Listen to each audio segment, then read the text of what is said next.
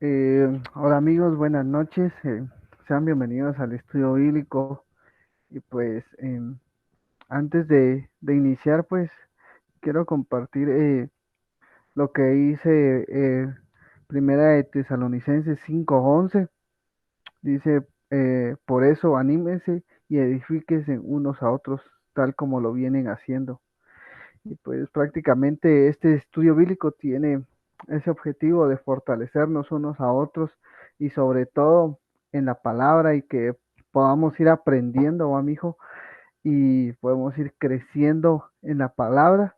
Y pues vamos a pedirle a Dios de que esta noche nos pueda guiar y que sea Él el que nos dé la sabiduría y el entendimiento para todo lo que se va a hablar y vamos a aprender esta noche.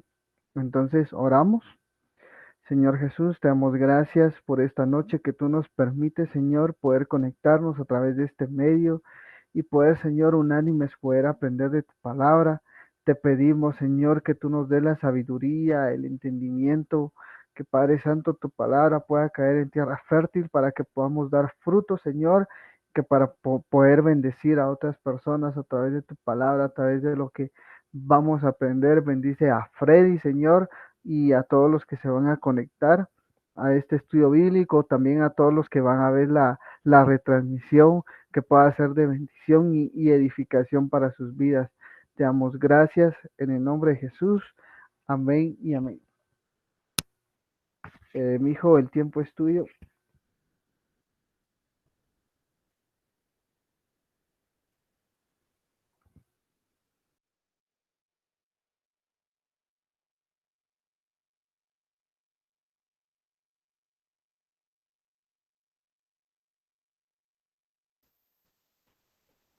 Gracias, mijo. Muy buenas noches. Vamos a dar inicio entonces a nuestro estudio. Vamos a proseguir con el libro de Romanos que hemos estado compartiendo ya ya desde algunas semanas. Entonces, antes de iniciar en sí con el tema, pues no sé si tendrás algún comentario o qué recordás más que todo de la clase pasada, así para ir construyendo nuestro tema. Muy bien, hijo. Pues yo lo que recuerdo era de que Pablo pues escribió la carta a los romanos con el único fin de que podamos desarrollar la fe y resolver pues preguntas, y más que todo fue dirigida para enseñar a judíos y no judíos, y pues porque en algún momento pues la iglesia estaba dividida, y pues prácticamente Pablo escribe a los romanos para unificar nuestra fe, ¿verdad? Y también hemos estado viendo lo de que la parte de justificación es tener el carácter correcto de Dios. Y pues también hemos estado hablando sobre el pecado. Y esto se refiere a que nosotros le hemos dado la espalda a Dios. Y pues también hemos venido hablando sobre las leyes. Y pues hemos visto de que todos tenemos como que leyes donde nos regimos y a la forma de vivir. Pero acá Pablo nos enseña en base a la palabra cómo debemos de vivir. Y pues de ahí hemos estado hablando sobre los patriarcas. Y pero antes de ello, pues Pablo nos enseña que a través de la fe se encuentra el regalo de la salvación en Dios, y que por fe en Jesús es de que nosotros somos salvos y que Dios perdona nuestros pecados, y que pues toda la humanidad está en pecado, pero la palabra nos enseña una nueva manera de poder vivir, y pues tiene doctrinas y principios bíblicos, y en el estudio pasado vimos lo de Romanos 4, ¿ah? Eso es lo que yo recuerdo de el estudio bíblico de la semana pasada. Amén. Gracias, mijo. Gracias. Sí, hemos estado estudiando diversos temas en cuanto a las doctrinas que Pablo desarrolla en la Carta de los Romanos. Y la semana pasada específicamente, como decías, hablamos un poco sobre em, cómo Pablo explica la fe, que no era una fe como el pueblo judío la pensaba o creía, de que era una fe condicionada, una fe condicionada en nuestras obras. Y no, realmente era algo que no tenía nada que ver con las obras, sino que era el simple hecho, bueno, no sé si llamarle simple hecho, pero sí, la fe es solamente creer, confiar, tener una certeza, una confianza. Y ahora en Romanos 5 encontramos la, los resultados de esa confianza, porque por medio de la fe nosotros somos justificados en Cristo Jesús, y eso deriva una serie de situaciones, ¿va? Y esta semana vamos a ver o vamos a estudiar Romanos 5, del versículo 1 al versículo 11. Acá está el texto. Vamos a leer primero los 5 versículos. Los primeros 5 versículos. Tenemos paz para con Dios por medio de nuestro Señor Jesucristo, por quien también tenemos entrada por la fe a esta gracia en la cual estamos firmes y nos gloriamos en la esperanza de la gloria de Dios. Y no solo esto, en las tribulaciones, sabiendo que la tribulación produce paciencia, y la paciencia prueba, y la prueba esperanza, y la esperanza no avergüenza, porque el amor de Dios ha sido derramado en nuestros corazones por el Espíritu Santo que nos fue dado. Eh, eh, Pablo en primer lugar dice que somos justificados, pues dice, por la fe, y tenemos paz. Hay una consecuencia después de la justificación. Vamos a ver algunos textos que nos aclaran un poco el panorama en cuanto a por qué ahora, después de la justificación, tenemos paz. En primer lugar, recordemos algo muy claro, y es que todo ser humano, eh, desde desde Adán y Eva hasta nuestros días, es constituido un enemigo de Dios. Todos estamos bajo la ira de Dios, y es algo que ya habíamos estudiado en capítulos pasados. En el capítulo 1 específicamente, Pablo presenta eh, a toda la humanidad como una humanidad perdida, como una humanidad que ha dejado a Dios a un lado, y que esta humanidad está bajo la ira de Dios, merece la condena de Dios. Entonces, somos enemigos, y Colosenses 1:21 dice, y a vosotros también, que erais en otro tiempo extraños y enemigos en vuestra mente, haciendo mal. Interesante que Pablo también en esta carta nos presente como extraños y enemigos, dice, de Dios. Eso era lo que éramos, dice, haciendo malas obras.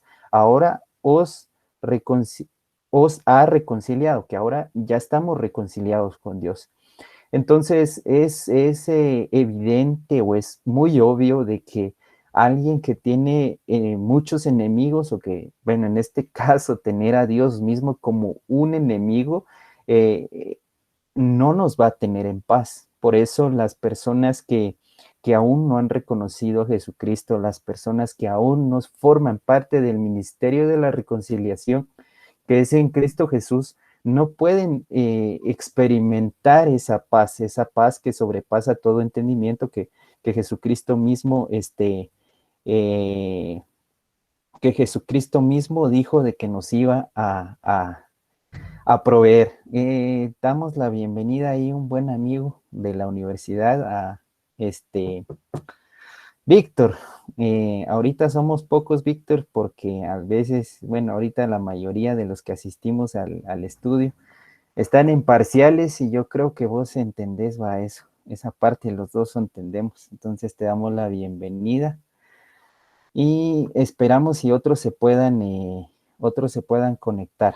Entonces, siguiendo con lo que estaba exponiendo, y pues igual está la grabación, va, para los que no se puedan conectar enseguida para que lo puedan ver. Como te iba diciendo, o como les digo ahora, ya que hay alguien más, en un principio nosotros éramos enemigos de Dios, toda la humanidad está bajo la ira de Dios. En Romanos 1, Pablo expone esta realidad, es una verdad de que todo aquel que deja a un lado a Dios es un extraño, es un enemigo de Dios. Entonces, por eso es necesario que nosotros seamos justificados y reconciliados. En Romanos 5:9 dice, pues más estando ya justificados en su sangre, por él seremos salvos de su ira.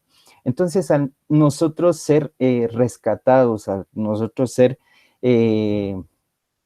justificados delante de Dios, nosotros ya no estamos bajo la ira de Dios. Entonces, ya no somos enemigos de Dios. Y es cuando esta enemistad ha desaparecido, nosotros podemos tener paz. Es lo que Pablo dice, justificados pues por la fe, tenemos paz para con Dios por medio de nuestro Señor Jesucristo, por quien también tenemos entrada por la fe a esta gracia de la cual estamos firmes y nos gloriamos en la esperanza de la gloria de Dios.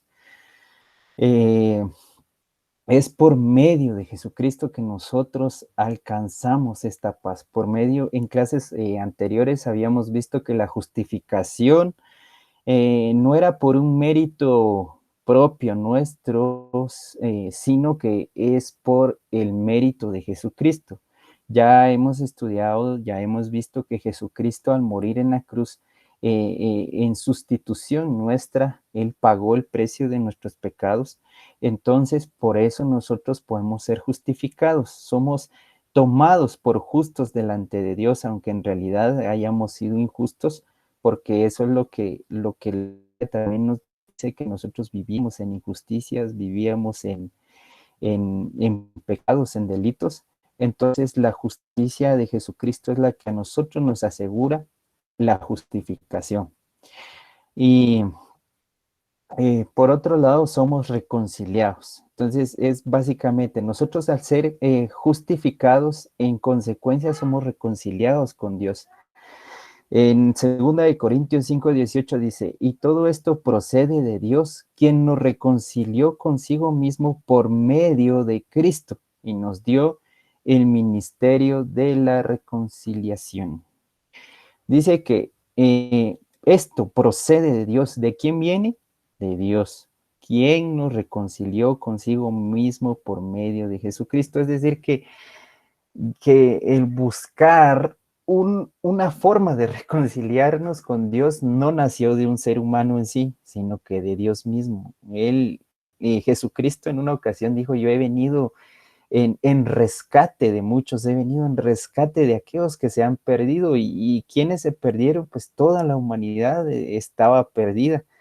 ¿Y quién lo envió? Dios mismo. Entonces, la iniciativa de reconciliarnos no está en nosotros, sino que viene de Dios. Y por medio de esto es que nosotros alcanzamos paz, y una paz verdadera. En Gálatas 5, versículos 22 y 23, ahí está en la presentación, dice, mas el fruto del Espíritu es amor, gozo, paz, paciencia, benignidad, bondad, fe, mansedumbre, templanza. Contra tales cosas no hay ley. Y dentro de los frutos del Espíritu está la paz. ¿Quién nos va a dar esa paz, o quién Quien trae paz a nosotros es el Espíritu Santo. Y cabe recordar que el Espíritu Santo es el que nos convence a nosotros de pecado, quien nos hace ver a nosotros nuestra necesidad de Dios, nuestra necesidad de reconciliarnos con Dios, es el Espíritu mismo de Dios. Y en Él está la paz. Esa paz dice, contra tales cosas no hay ley. Y recordamos nosotros de que es por la ley que nosotros conocemos el pecado. Entonces, al nosotros tener los frutos del Espíritu, al tener estos frutos de la reconciliación, si ustedes lo quieren ver así, y no hay ley, no hay un juicio en contra de nosotros. En otros términos, podríamos decir de que al nosotros tener estos frutos del Espíritu, al tener y gozar de esa paz que solo Dios nos puede dar, nosotros no podemos temer al juicio de Dios. O sea, no hay, contra tales cosas no hay ley. Y algo que dice acá en uno de los párrafos es de que, vamos a ver, por quien también tenemos entrada por la fe a esta gracia en la cual estamos firmes y nos gloriamos en la esperanza de la gloria de Dios. Y esta palabra, gloriar, nos gloriamos, suena como que a orgullo, suena como que a jactancia, pero no es que nosotros tengamos un mérito o algo de que nosotros podamos decir, sí, yo soy cristiano y por eso me siento orgulloso. No, no es eso lo que quiere transmitir Pablo. Y esto lo vemos más explicado tal vez a la luz de un versículo, de un texto del Antiguo Testamento, que es Jeremías en su capítulo 9, de los versículos 23 al 24. Dice, así dijo Jehová, no se alabe el sabio en su sabiduría, ni en su valentía se alabe el valiente, ni el rico se alabe en sus riquezas, mas alábese en esto el que hubiere de alabar, en entender y conocerme que yo soy Jehová, que hago misericordia, juicio y justicia en la tierra, porque estas cosas quiero, dice Jehová. Entonces es más que todo darle la gloria a Dios, es reconocer, gloriarnos o sentirnos de cierta forma, no sé, eh, en un orgullo, pero no un orgullo jantaccioso, un orgullo que reside en nosotros mismos, sino que es en enorgullecernos de lo que Dios nos ha regalado, en enorgullecernos de una forma tal vez en la que lo hace un padre con su hijo, ¿verdad? Que realmente no es algo que sea en nosotros mismos. Vamos ahora con la siguiente presentación, y es que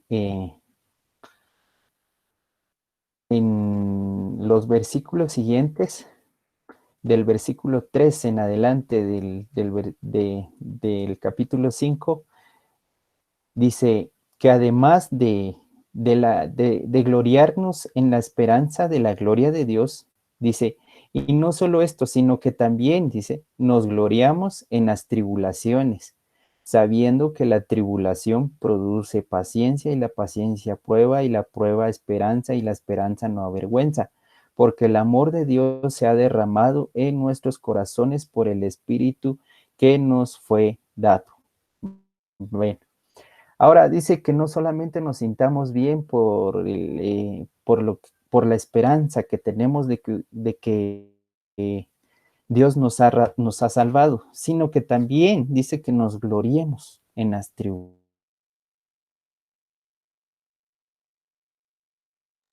Cuanto a todo lo que estamos pasando hoy en día, creo que han sido momentos difíciles para muchos de nosotros, quizás para unos más, pero al final de cuentas todos vamos a tener problemas en este mundo. Y ser cristiano no nos exime de ello, porque muchas veces creemos o nos han vendido la idea de que por ser cristianos no vamos a tener problemas, pero es una mentira, porque en Santiago es un texto muy similar a este, Santiago 1, del versículo 2 al 4 dice: hermanos míos, tened por sumo gozo cuando os halléis en diversas pruebas, sabiendo que la prueba de vuestra fe produce paciencia, mas tenga la paciencia su obra completa, para que seáis perfectos y cabales, sin que os falte cosa alguna. Y cuando se refiere a esto, se refiere a nuestro carácter, que nuestro carácter sea forjado a la imagen y semejanza de Jesucristo. Y acá también Pablo dice, y no solo esto, sino que, vamos a ver, dice que la tribulación produce paciencia, y la paciencia prueba, y la prueba esperanza, y la esperanza no avergüenza, porque el amor de Dios ha sido derramado en nuestros corazones por el Espíritu Santo que nos fue dado. Entonces siempre van relacionadas las pruebas con la paciencia, con el carácter. Muchas veces nosotros cuestionamos tal vez a Dios por ciertas circunstancias que pasamos, especialmente ahora que muchas personas se están enfermando y pues lamentablemente incluso cristianos, ¿verdad? Pero creo que en estos momentos es cuando muchos han reconocido su necesidad de Dios, muchos han reconocido que quizás se han alejado de Dios y que ahora deben de ponerse a cuentas con Dios. Y es ahí que cuando nosotros creamos una dependencia de Dios, nos volvemos dependientes de Dios, y esto nos ayuda a fortalecer nuestro carácter en gran manera. Antes de seguir, ¿alguna duda hasta aquí? ¿Algún comentario? Ahí en el chat.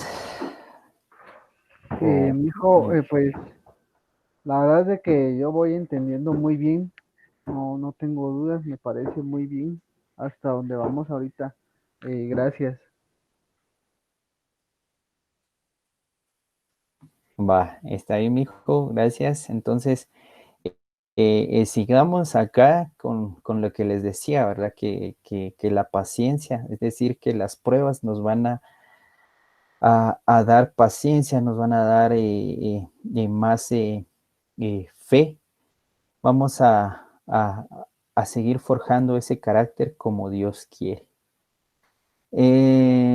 Ahora en Efesios 1, 13, 14 dice: en él vosotros, habiendo oído la palabra de verdad, el evangelio de vuestra salvación, y habiendo creído en él, fuisteis sellados con el Espíritu Santo de la promesa, que es el arras de nuestra herencia, hasta la redención de la posesión adquirida para alabanza de su gloria. Esto viene ya en cuanto al último versículo del 1 al 5, dice: y la esperanza no avergüenza, porque el amor de Dios se ha derramado en nuestros corazones por el Espíritu Santo que nos... Una vez acá vemos la obra del Espíritu Santo. La obra del Espíritu Santo no es como estamos acostumbrados, ¿verdad? Porque tal vez en nuestro ámbito cristiano, en algunas iglesias se enseña que pues es el hablar en lengua, el tener dones, ¿verdad?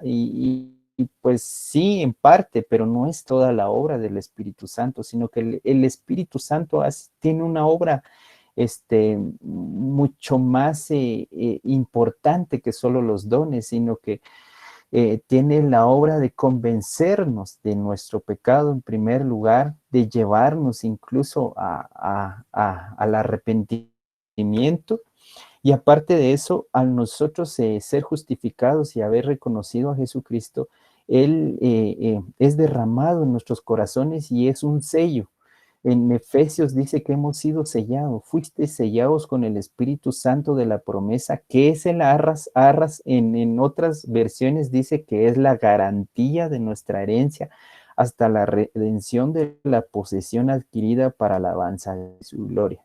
Es decir, que el Espíritu Santo es un sello de garantía que Dios ha puesto en nosotros de que Él va a cumplir su obra. Sabemos que Dios no es hombre ni hijo de hombre para mentir o arrepentirse, entonces Dios lo va a cumplir. Si Él ha prometido salvarnos, si Él dijo de que si nosotros creemos en su Hijo Jesucristo, tenemos una garantía y una seguridad plena de que Él lo va a cumplir. Entonces, ese mismo Espíritu es el que va a dar testimonio de la obra de Dios en nosotros. Ahora vamos a leer los últimos versículos del 6 al 11. Dice, porque Cristo, cuando aún éramos débiles, a su tiempo murió por los impíos. Ciertamente apenas moriría alguno por un justo. Con todo, pudiera ser que alguno osara morir por el bueno. Mas Dios muestra su amor para con nosotros, en que siendo aún pecadores, Cristo murió por nosotros, pues mucho más estando ya justificados en su sangre. Por él seremos salvos de la ira, porque si siendo enemigos fuimos reconciliados con Dios por la muerte de su Hijo, mucho más estando reconciliados seremos salvos por su vida.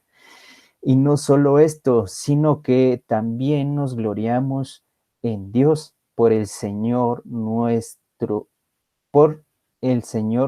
Jesucristo, por quien hemos recibido ahora la reconciliación. Perdonen, creo que hay un error de edición.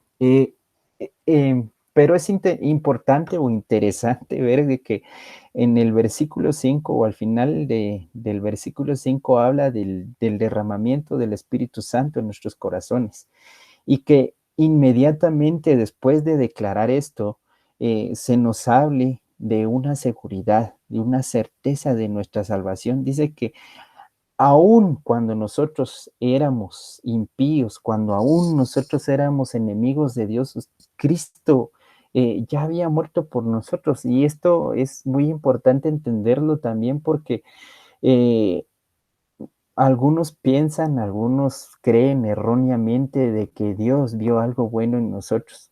No sé si lo han escuchado, dicen, bueno, es que mira, pues estás en la iglesia o Dios te ha traído aquí porque vio algo en tu corazón que tal vez no conoces, pero que Él se interesó en ello. Y realmente eso puede sonar muy bonito a nuestros oídos, pero no es cierto. La Biblia nos describe como enemigos de Dios, nos describe como hijos de ira en otros textos. Entonces, realmente nosotros no tenemos nada que ofrecerle y nunca tuvimos ni vamos a tener nada que darle a Dios, sino que por eso se llama gracia, porque hemos estudiado y hemos visto que la gracia es un don, un regalo de Dios que no merecemos, que no hay un mérito en el cual nosotros podamos jactarnos y de decir, bueno, yo pues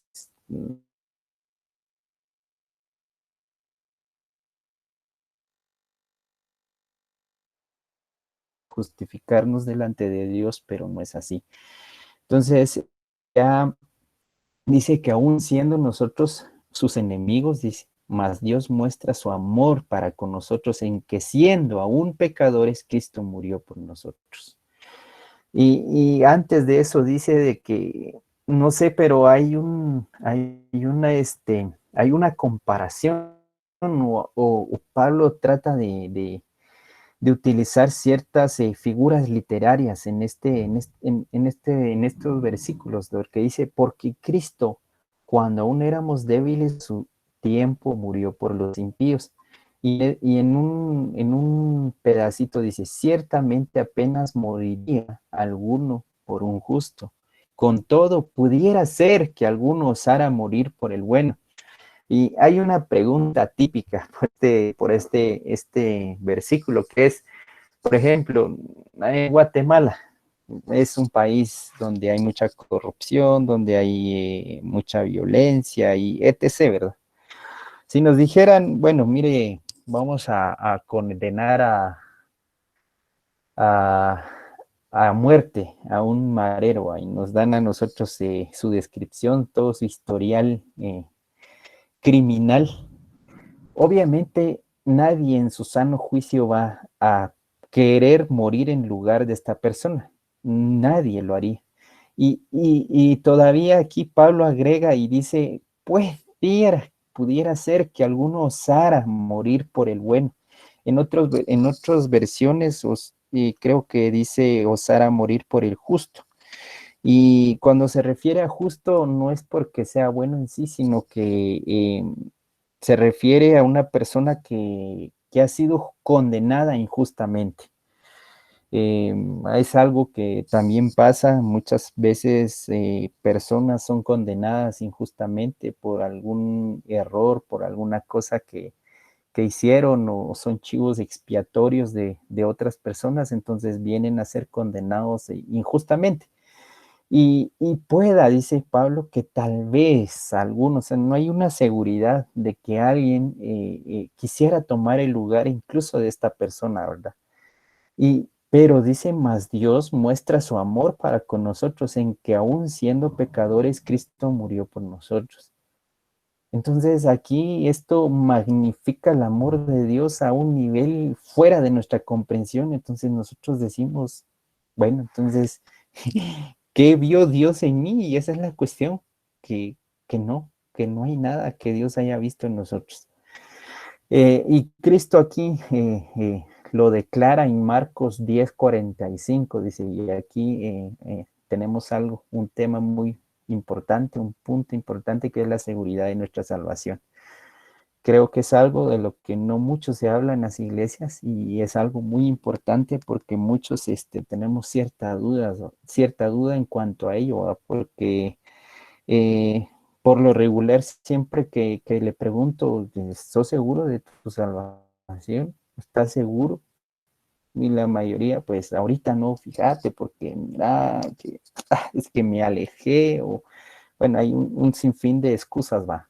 Pero en la mayoría de casos, no todos los cristianos están seguros de su salvación y eso es preocupante verdaderamente. Dice, Cristo murió por los impíos. Marcos 10:45 dice, porque el Hijo del Hombre no vino para ser servido, sino para servir y para dar su vida en rescate por muchos. Jesucristo fue el que declaró esto, dice que Él vino a dar su vida. Eh, y esta muerte no es solamente porque sí, sino que es para garantizar, o sea, hay una garantía en ello.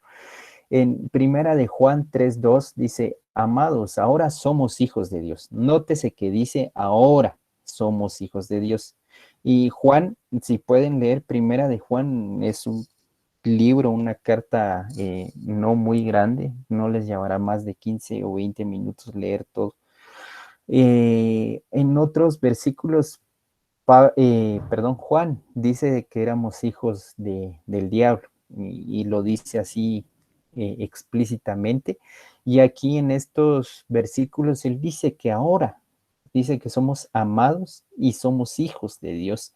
Y aún no se ha manifestado lo que hemos de ser, pero sabemos que cuando Él se manifieste seremos semejantes a Él porque le veremos tal como Él es. Es decir, que hay una seguridad. Dice que no se ha manifestado lo que hemos de ser. No quiere decir de que no somos salvos todavía, sino que no se ha consumado como tal nuestra salvación. Eh, y esto es para reforzar lo que dice en este pasaje. Dice, pues mucho más estando ya justificado en su sangre, por él seremos salvos de su ira. Porque si siendo enemigos fuimos reconciliados con Dios por la muerte de su Hijo, mucho más estando reconciliados, seremos salvos por su vida. Es que aquí habla de una forma habla en un futuro, como quien dice que todavía no somos salvos, pero no es lo que Pablo quiere dar a entender, sino lo que Pablo está diciendo es de que se completa en el día del juicio. Ya hemos hablado de la ira de Dios, que la ira de Dios es algo que aún no se ha manifestado del todo porque se manifestará en el juicio final, en cuando Él pues haga un juicio sobre toda la humanidad, ¿verdad? Y entonces en ese momento se va a manifestar nuestra salvación en todo su esplendor, ¿verdad? Porque en ese momento ya no seremos juzgados por nuestros méritos o por nuestros actos en sí, sino que seremos juzgados por el mérito de Jesucristo. Tal vez se quedan algunas dudas ahí, pero lo vamos a ir desarrollando más adelante en los demás capítulos y versículos que tenemos que estudiar de Romanos. Y por último, nos garantiza la reconciliación. Ya hemos hablado o ya hablamos de la reconciliación.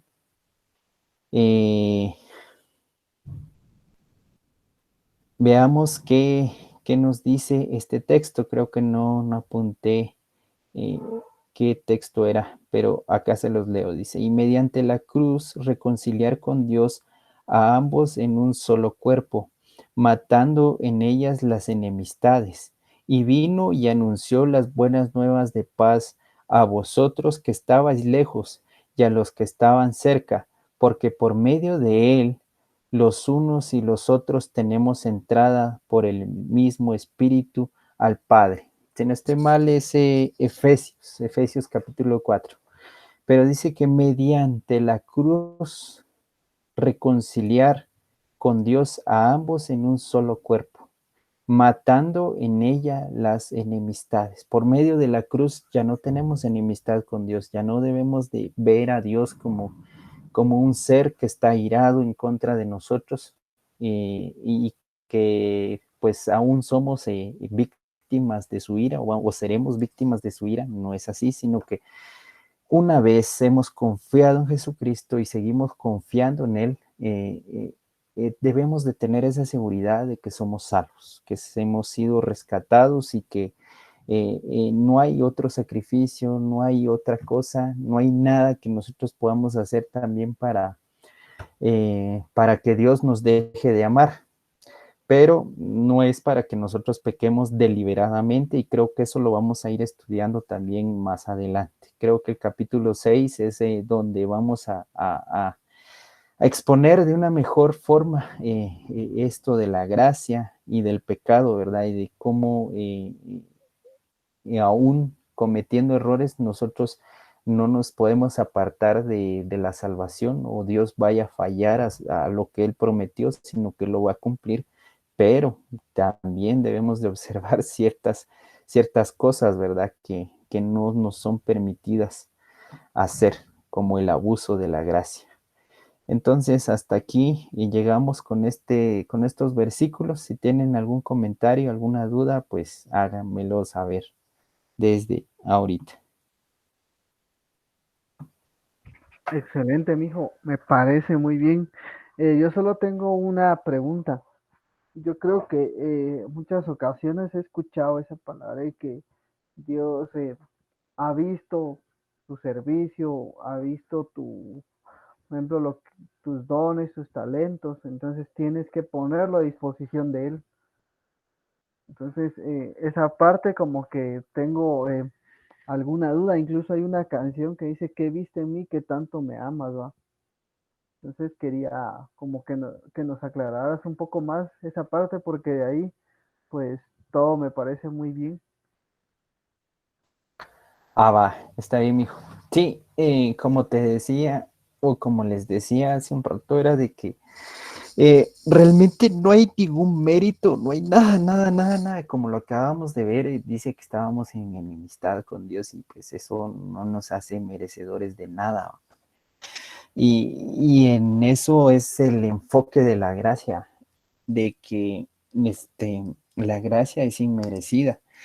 Y, y realmente, si nosotros analizamos, o sea, viéndolo desde el punto de vista que me estás diciendo, de que, bueno, tenés un don y tenés que ponerlo a la disposición de Dios, no siempre es así, porque muchas veces ni siquiera vamos a servir en el área que quizás somos buenos en lo secular, porque no siempre es así. Un ejemplo claro es Moisés. Podemos mencionar muchos otros, pero eso haría muy largo esto. Pero vamos a enfocarnos en Moisés. Moisés, él no quiso responder o no respondió directamente a Dios de una forma positiva, sino que él puso siempre sus excusas. Él dijo, no, porque yo no soy bueno hablando, o sea, no puedo yo hablarles. Y ese relato lo podemos encontrar en Éxodo, si no estoy mal, sí es en Éxodo. Déjame lo busco, pero, eh, pero Moisés pone muchos este, peros ante su llamado, ¿verdad? Entonces nos damos cuenta de que Dios no vio en sí que él tuviera alguna capacidad, sino que lo llama en un área que ni siquiera él se sentía capaz, ¿va? De poder, efectuar, ¿va? Porque no, él sabía de que era completamente ajeno a lo que él estaba acostumbrado a hacer. Espérame, ahorita estoy buscando aquí. Está en Éxodo 3. Vamos a ver.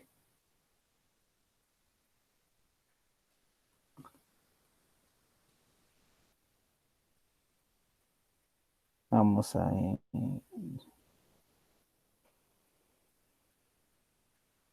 dice ¿cómo se llama?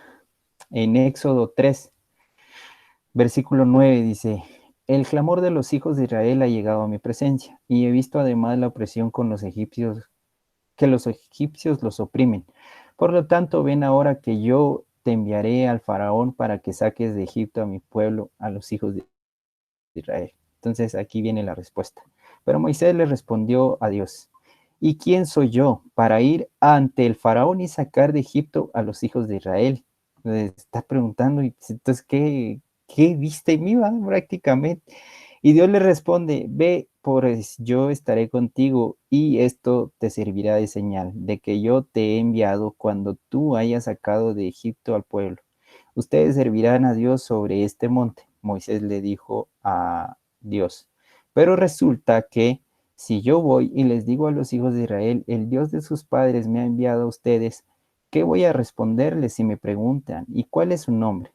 Dios le respondió a Moisés, yo soy el que soy. Y añadió, a los hijos de Israel, tú les dirás, yo soy, me ha enviado a ustedes. También dijo a Moisés, veamos aquí, aquí Dios le da a Moisés todo lo que tiene que decir para que los, los hijos de Israel le creyeran.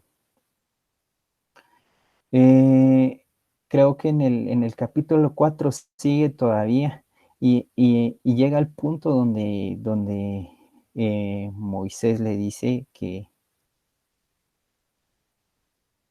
ese, ¿cómo se llama? Que él no puede hablar.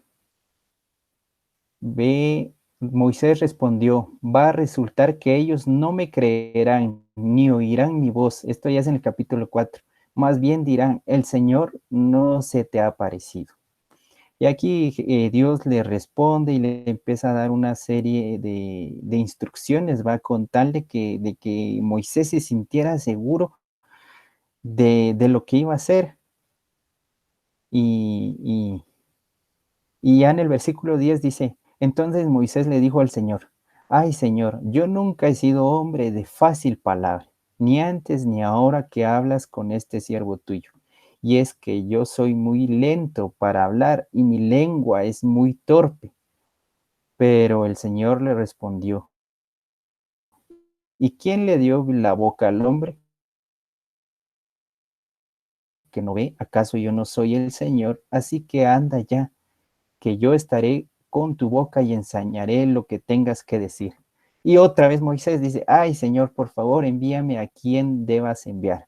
Envía a quien debas enviar, como quien dice, mira, la verdad es que yo no estoy preparado para esto.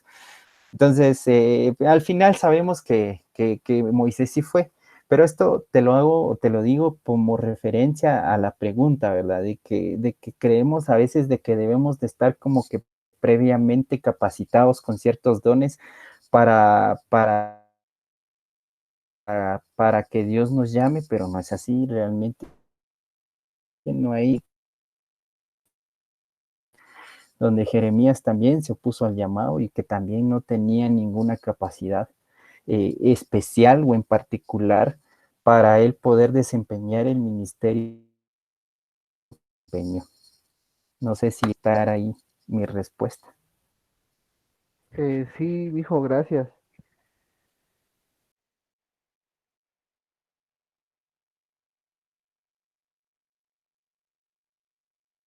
Eh, bueno, alguien más que tenga algo que añadir y si no, pues nos despedimos de este estudio y esperamos que la próxima semana se puedan conectar más y, o sea, los que se conectaron esta semana, bienvenidos. Víctor, sabes que aquí hay un espacio para vos y igual Susan y David, que bueno, se conectó tarde, pero al menos se conectó. Y pues tal vez ya la próxima semana, pasados los parciales, pues los demás se puedan conectar. Entonces, mi hijo, si hay algo más que tengas que decir.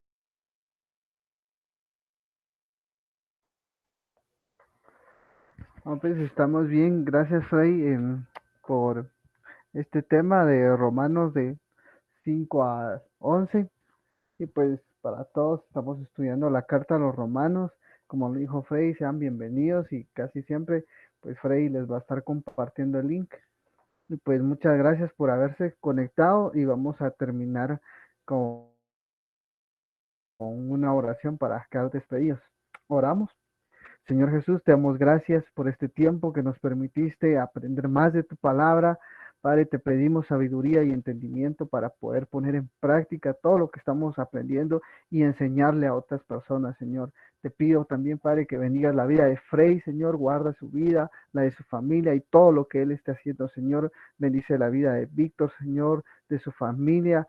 Guárdalos, Señor, cúbrelos con tu sangre preciosa. Bendice la familia de Susan, bendice su vida, Señor, que esa paz que sobrepasa todo entendimiento pueda estar con ella, Señor. También te pedimos por la vida de David, Señor, guárdalo, Padre, cúbrelo con tu sangre preciosa, guarda su salida y su entrada, Padre, desde ahora y para siempre, como lo dice tu palabra, guarda a su familia, Señor.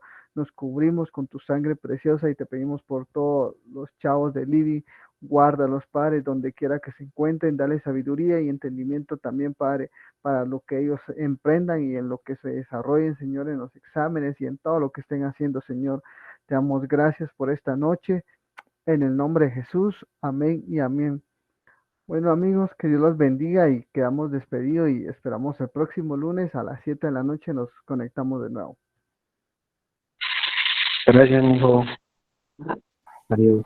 Bye. Gracias, mijo. Bendiciones a todos. Adiós. Gracias, feliz noche, bendiciones. Gracias, Víctor, igualmente, bendiciones.